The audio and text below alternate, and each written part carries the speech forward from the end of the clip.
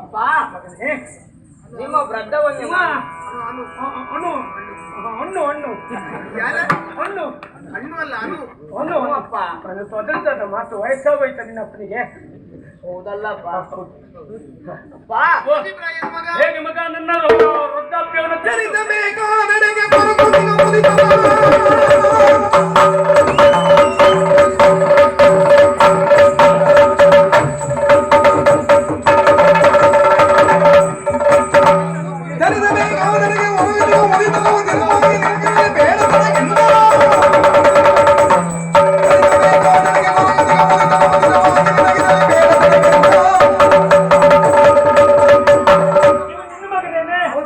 ನೋಡಿದಾಗಲೇ ಗೊತ್ತಾಯ್ತು ಇದು ಅವಸರದಲ್ಲಿ ಹುಟ್ಟಿದ್ದು.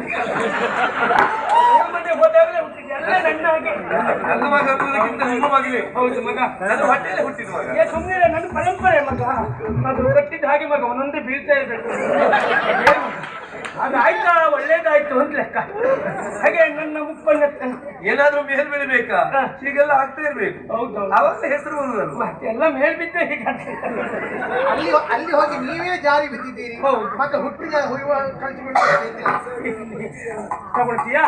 ಅಪ್ಪ ನನಗೆ ಕುದುರೆಯೇರಿ ಪ್ರಪಂಚವನ್ನೆಲ್ಲ ಸುತ್ತುವ ಆಸೆ ಉಂಟಪ್ಪ. ಆದ್ದರಿಂದ ನಿಮ್ಮ ವೃದ್ಧವನ್ನು ನಾನು ತೆಗೆದುಕೊಂಡು ನನ್ನ ಯೌವನವನ್ನು ನಿಮಗೆ ನೀಡಿದರೆ ನನ್ನ ಆಸೆ ನುಚ್ಚುನೂರಾಗುವುದಿಲ್ಲವೇ? ಕುದುರೆ